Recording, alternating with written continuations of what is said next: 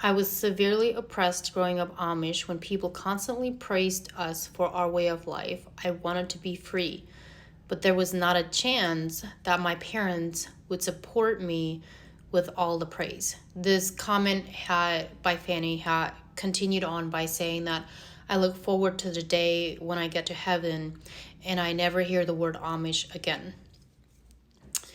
And while I can understand where someone may be coming from this, it also makes me really sad because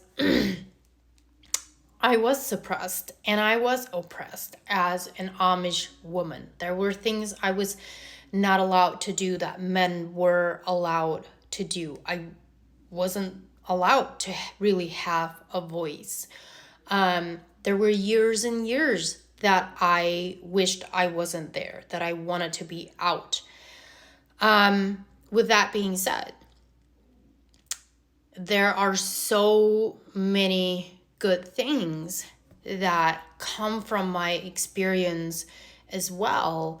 And I think that it's very, very important that we do not harbor anger, resentment, and bitterness towards our family and the community of where we came from, because at the end of the day, it also taught us good things. Do I agree with everything that the Amish community does? Of course not, because I wouldn't have left if I agreed with everything. Absolutely not. But that doesn't mean that I'm going to live my life now having resentment and anger and harboring that towards them. Because the other thing to remember is that your parents most likely didn't know any different. They probably didn't know any better. It's what their parents taught them, and it's what their parents taught them. And a very common question that I would ask my parents is, why do we do things this way? The answer was always, that's just the way it's always been, because literally they didn't know what the answer was, other than that's just the way it has always been. And so, we cannot live a free and fulfilled life if we walk through this life harboring all of that towards them.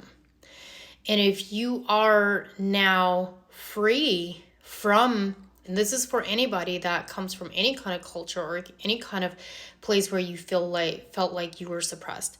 If you are now free from that, your job is not to hang on to that and have any kind of anger and resentment towards them.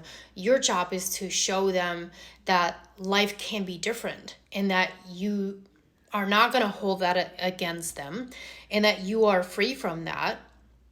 And a way to show other people and your loved ones that you believe and feel and think differently is by loving them and by showing them that you are free from that.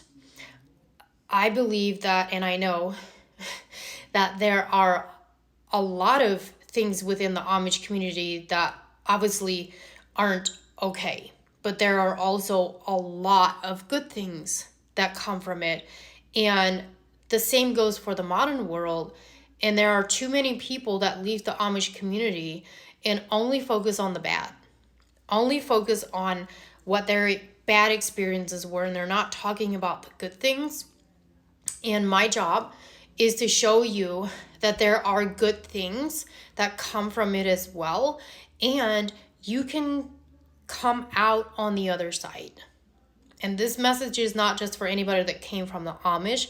This message is for anybody that has come from a type of background that was difficult and suppressed and oppressed, and you felt like you needed to leave, and maybe you had to separate yourself from your family.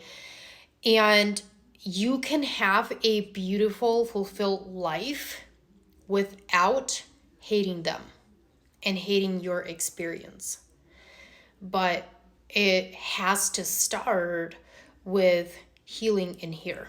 Like, you have to heal in here, and only then can you start loving them for who they are and putting things in perspective. I didn't talk about my Amish experience for years. Number one, because I was ashamed. I didn't want to talk about it.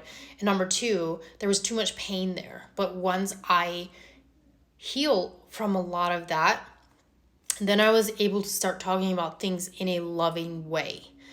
And that's where healing happens. So just a little word of encouragement and perspective on my end today.